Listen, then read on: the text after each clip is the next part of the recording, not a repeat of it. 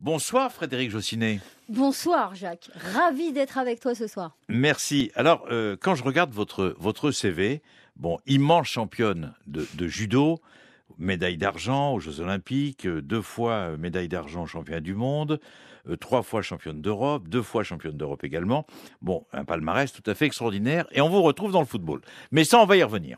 Et vous occupez de la promotion du foot. Vous faites partie avec Corinne Diacre, des personnages les plus importants du foot féminin, avec Brigitte Henrique, etc., etc. Non, mais ça, on va y revenir. Alors, d'abord, racontez-moi un peu votre histoire. Comment vous êtes devenue une sportive de haut niveau? Comment c'est venu?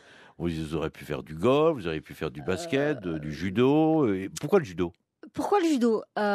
Tout simplement, et vous allez comprendre pourquoi je suis revenue aussi dans le foot, j'ai commencé par faire du football. J'avais un grand-père qui était semi-pro de football, meilleur jeune footballeur français à 15 ans, on va dire avant-guerre. Donc j'étais licenciée dans un club de football à l'US Torcy. C'était à cette époque assez compliqué en tant que jeune footballeuse de participer aux compètes des week-ends. On me laissait plutôt sur le banc. Je pense que j'étais une compétitrice aussi dans l'âme. J'ai 2 grands frères et j'en avais un qui faisait du judo, qui a 3 ans de plus que moi, et ma maman qui l'amenait évidemment 2 soirs par semaine, plus le week-end, et quasiment tous les week-ends aux compétitions, s'est aperçu que peut-être moi qui aimais faire des compétitions, il fallait plutôt que je change de pratique et de discipline, et elle m'a proposé d'assister à un cours où mon frère était sur le tatami, et je suis tombée littéralement amoureuse du judo. Alors justement, quand on regarde vos titres, médaille d'argent aux Jeux Olympiques, c'est l'un des meilleurs souvenirs? Oui, c'était en plus la première médaille, donc c'était à Athènes en 2004, Oui. dans le bassin évidemment des Jeux. Et puis c'était la première médaille aussi de la délégation française, le premier jour. Donc le jour d'après la cérémonie d'ouverture. Donc c'est vrai que ça a été un souvenir exceptionnel. On avait une petite surprise sur le premier podium des Jeux. On nous remettait aussi une couronne de laurier avec tout ce que ça signifie aux Jeux Olympiques et à Athènes. Alors c'était un petit clin d'œil, mais cette couronne, je l'ai quand même gardée. Et je pense qu'elle est aussi importante que ma médaille aujourd'hui. Alors quand on regarde tous vos titres, est-ce que tous ces titres, c'est une des plus belles parties de votre vie? Je vois 2 titres de championne du... Enfin, 2 médailles d'argent au championnat du monde. C'est pas rien quand même. Oui, je crois que je dois avoir 6 ou 7 médailles au championnat du monde. J'ai des titres de championne du monde avec l'équipe de France, quand on sait qu'aujourd'hui, potentiellement, les équipes seront aussi aux Jeux Olympiques.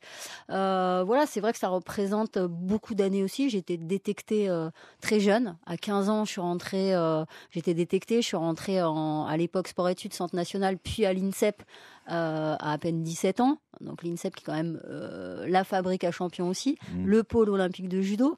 Et puis j'ai terminé très tard en fait, puisque j'étais la doyenne en 2011 quand j'ai arrêté ma carrière. Donc c'est de très belles années, de très bons souvenirs. Tout n'a pas été rose, mais c'est 3 fois championne d'Europe quand même. C'est pas rien. Ouais, 3 fois championne d'Europe aussi, à des dates très espacées. Et je crois que c'est ça aussi qui est compliqué quand on est sportif, c'est évidemment de faire une perf une fois, mais de la reproduire, c'est encore plus compliqué. Mais c'est les meilleurs moments de votre vie? Oh, il y en a d'autres avec ma famille et mes amis, mais souvent partagés aussi à travers le sport, à travers mes performances, mais à travers aussi d'autres performances qu'ont fait des amis à moi. Donc c'est quand même une grande famille, le sport olympique. Mais ça fait partie évidemment des très très bons souvenirs. Et puis j'ai passé plus de temps pour l'instant dans ma vie sur les tatamis et à l'INSEP que dans qu'à le la Fédération monde, française de football. Exactement. On va dire ça comme ça. Exactement. Mais ça reste quand même les moments les plus agités, les plus excitants de votre, c'est de des votre, moments de votre magiques. début de vie. Voilà, on va C'est dire des ça comme moments ça. qui sont exceptionnels. La magie des Jeux, tous les sportifs vous en parleront, mais moi je le redis et c'est un fait. C'est vrai. C'est la magie. Alors évidemment d'avoir des médailles à la fin des Jeux et une médaille autour du cou, franchement c'est exceptionnel. Ce qui est important dans ce genre de situation, c'est que on n'est pas sportif de haut niveau par hasard. Non, je crois pas. Il faut du talent d'abord et il faut de la motivation. Et il ne faut rien lâcher. Vous êtes d'accord avec moi? Alors non seulement je suis d'accord avec toi, mais je pense qu'en plus, pour une femme, pour une pratique féminine de haut niveau, c'est même encore un peu plus dur. parce que l'accès à la pratique n'est pas la même, parce que l'accès au haut niveau et l'attention sur le haut niveau n'est pas le même.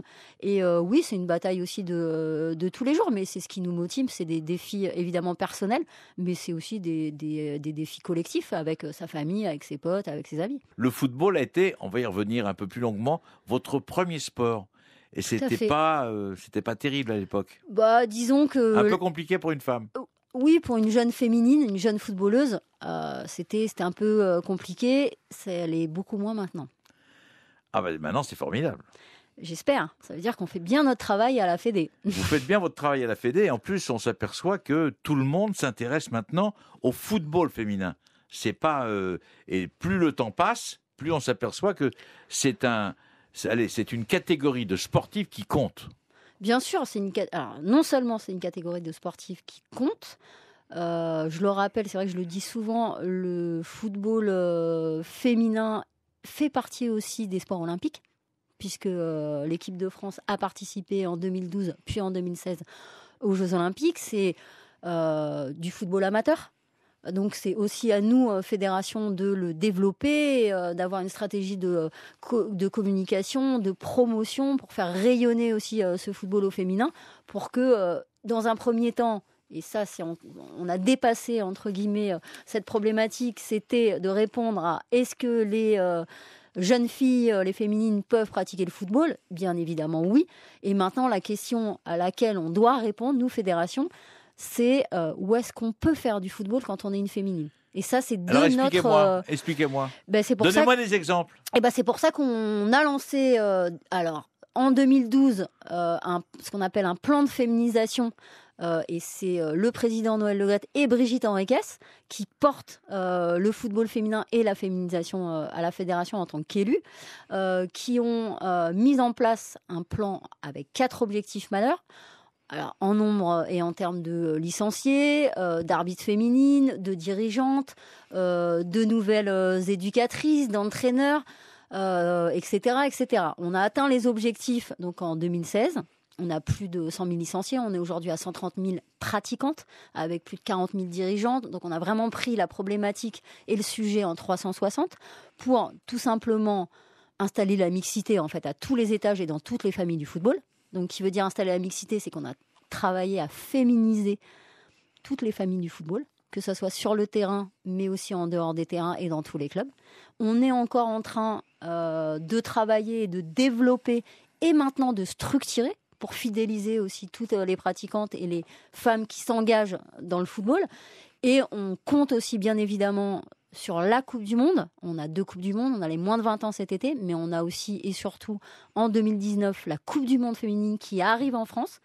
Et on se doit, nous, fédération... C'est un peu votre bâton de maréchal, quelque part. Oui, enfin, le président a voulu candidater aussi pour que la France accueille cette Coupe du Monde, justement dans l'idée que cette Coupe du Monde allait permettre un accélérateur formidable du développement et de la structuration du foot féminin sur tous les territoires en France et dans les dom-toms. Alors justement, on a l'impression, vu de l'extérieur en tous les cas, que le football féminin est en train de prendre une importance terrible.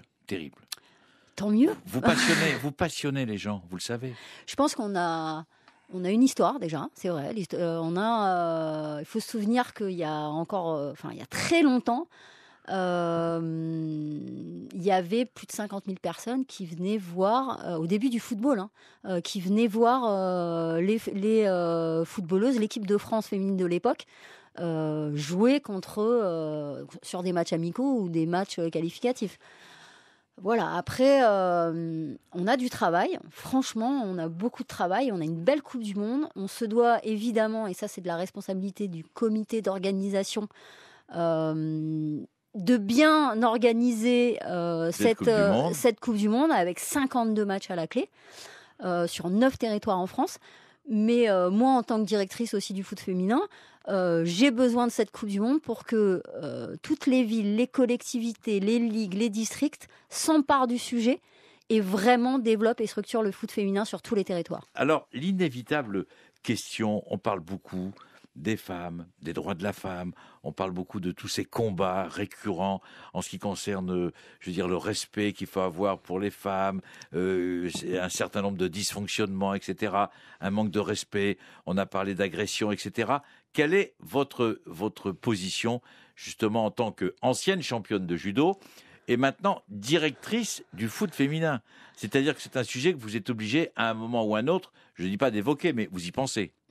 Bien sûr. Alors c'est vrai que en tant que judoka, c'est vague. C'est exactement, c'est vague. Alors il y a plusieurs sujets dans ma question. exactement dans cette thématique. Il y a le sujet quand j'étais athlète.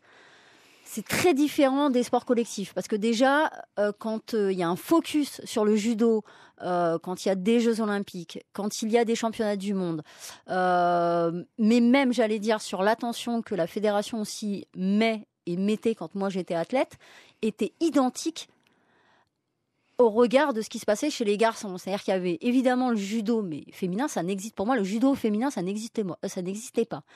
Il y a le judo tout court. Quand on voit une compétition, il y a les garçons et il y a les filles et tout est mélangé. Donc ça veut dire que médiatiquement, c'est aussi... c'est une totale réussite. Oui, c'est une totale réussite. Mais au regard de ce qui se fait en natation, en athlétisme, tous ces sports où il y a des filles, enfin il y a des féminines et il y a des garçons en même temps sur les compètes. Les sports co, par exemple, on la voit avec le rugby, le foot, le basket, le hand. Eh ben, on ne peut pas jouer en levée de rideau ou après les matchs des garçons. La médiatisation n'est pas la même, mais parce que aussi les ressources économiques générées, ou pas d'ailleurs, par les sports co féminins majeurs ne sont absolument pas les mêmes, mon cher Jacques, que notamment le football garçon, enfin le football rugby, basket, etc. Pour l'instant, on a besoin aussi de valoriser entre guillemets notre produit, et ça, c'est ce qu'on fait à la fédération aujourd'hui. Sauf que ça marche très bien actuellement avec l'équipe de France de Corinne Diacre. Alors, ça marche très bien. Oui, mais pour ça, il a fallu quand même que batailler. On va dire ça comme ça. Moi, je pense qu'on prenne nos responsabilités et qu'on ait une impulsion politique et de notre président Noël Le Graët et de Brigitte Henriquez, avec une directrice générale, Florence Ardouin, qui a une attention toute particulière pour vraiment respecter les engagements politiques et notamment sur le développement et la structuration du foot féminin. Donc, c'est une vraie impulsion avec les moyens qui sont les nôtres, nos relais avec les ligues et les districts pour vraiment s'occuper de la place, du coup, de la femme ou des féminines dans le football et à tous les niveaux. Justement. Vrai challenge. Voilà. Vrai challenge. C'est vrai que, alors quand même... Déjà, il y a le respect. Alors déjà, il y a le respect. Mais on a bénéficié, et je peux vous en parler, puisque je travaillais à l'époque pour la ministre des Sports, Madame Valérie Fournéron. J'étais conseiller technique de notre ministre, qui a quand même obligé toutes les fédérations à mettre en place, à travers des conventions d'objectifs avec les fédérations, un plan de féminisation. Ça a été vraiment le début pour que chaque fédération s'empare du sujet et notamment que, du coup, le gouvernement oblige les fédérations à réfléchir, à avoir un vrai plan stratégique sur les féminines, la place des femmes dans l'environnement de chaque fédération. Alors justement, dans ma question, où c'est 10 000 questions en fait, on en parle beaucoup en ce moment, on parle de tout ce qui se passe entre les hommes et les femmes, le manque de respect, etc., pour pas employer d'autres termes qui quelquefois font mal. Je veux dire, comment vous vous situez ? Est-ce que vous, par exemple, vous avez toujours été respecté au début du foot, dans le judo, et maintenant ? Ah oui, moi... Jamais un problème. Non, franchement... Jamais un manque de respect. Non, parce que déjà, je viens du judo et donc si on est un peu malin, les mecs font un peu attention. Voilà. Exactement. Donc déjà, il y a ça. Non, honnêtement, au judo, j'ai eu aucun problème. On l'a dit tout à l'heure, on était entre guillemets traités de la même des façons. Et dans le foot aussi maintenant. Et honnêtement, au foot, à partir du moment où j'ai foulé la pelouse avec mes collègues et que je leur montrais que évidemment, je savais aussi, comme ils disent, claquer des buts. Tout va bien. Mais c'est le petit clin d'œil. Mais franchement, à la fédération, aujourd'hui, on est 300 salariés, plus Clairefontaine. Tout le monde s'est emparé du sujet foot féminin et tout le monde est super content d'accueillir cette belle Coupe du Monde. Quel est le regard que vous portez actuellement sur cette nouvelle équipe de France de football dirigée par quelqu'un que j'apprécie beaucoup, qui est Corinne Diacre, qui est vraiment la personne qu'il fallait en tous les cas pour diriger cette équipe nationale féminine. En tous les cas, c'est mon avis. Quel est votre regard ? Vous travaillez tous ensemble. Oui, Je sais qu'il y a travaille, une grosse collaboration avec Florence Ardouin, Brigitte Henriquet, vous, Corinne, etc. Oui, enfin, c'est vrai que Corinne est une pièce maîtresse pour la réussite et l'accès à la performance de l'équipe de France. Et je pense qu'elle est complètement... Elle est à fond. Ah ouais, elle ne lâche rien. On la connaît quand elle était joueuse, formidable joueuse. On l'a connue aussi entraîneur à Clermont. À Clermont, donc Ligue Pro garçon, il faut quand même le souligner. Et des bons résultats. Et des très bons résultats. C'est quelqu'un de très rigoureux, de juste, qui a sa vision, qui a un super staff. Je pense qu'elle s'est entourée de personnes très proches, spécialistes bien évidemment. Elle a une mission qui lui a été confiée par le président, en sachant et bien évidemment il y a une belle Coupe du Monde qui va se jouer en France l'année prochaine. Elle connaît les enjeux, elle connaît sa mission, elle connaît très bien aussi où nous en sommes au niveau du développement, notamment avec les clubs de D1, notre championnat phare à la fédération, notre championnat national féminin. Tout se passe vraiment très bien. Voilà, on a certains sujets qu'on a en commun, d'autres moins. Corinne est vraiment sur la performance de l'équipe de France féminine A. Elle travaille étroitement aussi avec la direction technique nationale. Il y a les sélections jeunes aussi à partir des U16 féminins. On a les équipes de France B. On a les moins de 20 ans avec un beau championnat du monde, aussi une belle Coupe du Monde cet été. Elle est en train de certainement réfléchir à une équipe type pour l'année prochaine. Ça, j'allais dire, c'est vraiment Corinne qui drive tout ça. C'est sa mission. Nous, on est là et tout le monde à la fédération, en tout cas toutes les personnes, les administratifs qui travaillent sur le foot féminin, sommes à sa disposition en fait pour rendre cette équipe de France performante. Alors justement, puisque vous parlez de foot féminin, je voudrais qu'on parle du championnat. Championnat dominé, c'est vrai, par le Paris Saint-Germain, par l'Olympique Lyonnais. Est-ce que quelque part, on ne se retrouve pas un petit peu dans la même formule que le championnat de France de football de Ligue 1, avec le Paris Saint-Germain et les autres ? Est-ce que quelque part, c'est pas un handicap ? Alors, c'est en train de se resserrer. D'accord, oui, je vois. Oui. D'ailleurs, si on reprend les dernières sélections de Corinne Diacre, en effet, on voit qu'il y a des joueuses qui viennent maintenant et qui proviennent de tous les clubs. Donc, c'est plutôt aussi rassurant. On est en train de resserrer le niveau de performance entre les clubs parce que la fédération accompagne la structuration des clubs pour qu'ils soient plus performants, pour qu'il y ait un meilleur suivi aussi sur les joueuses, sur le suivi socio-professionnel. Je le rappelle, le foot féminin est amateur, mais sur aussi le suivi médical, sur les infrastructures, etc., etc. Donc c'est vrai que ça prend du temps. Ça fait 5 ans qu'on travaille avec les clubs de D1. C'est la direction des compétitions nationales qui vraiment a une attention particulière sur ce championnat de D1. On a, à partir de l'année prochaine, un nouveau diffuseur, Canal+, sur ce championnat de D1. Qui va garantir un certain nombre de matchs produits et diffusés tous les week-ends. Donc, ça sera vraiment une communication venant de Canal+. Donc nous, maintenant, on travaille main dans la main, justement, avec ces clubs pour les amener à se développer, à se structurer un maximum pour élever, justement, ce niveau de performance. Après, Jacques, tu l'as dit, on m'a déjà dit... oui, mais bon, le championnat, il est déjà gagné par Lyon ou le Paris Saint-Germain, etc. Oui, c'est le cas aussi en Ligue 1. Oui, ce que je disais. Exactement. Après, franchement, le niveau se resserre. Les scores sont différents. Ça bataille pour le 2e, 3e, 4e, le milieu de tableau, pour pas descendre aussi. C'est quelque chose qu'on n'a pas vu depuis longtemps aussi. Donc, c'est plutôt de bon augure. Merci Frédéric Jossinet d'être venu dans Stade Bleu ce dimanche soir. On a parlé judo, ça vous a rappelé des bons souvenirs. Et on a parlé football, le féminin, puisque vous êtes maintenant la directrice des activités féminines au sein de la Fédération française de football. Merci Frédéric Jossinet. Merci Jacques.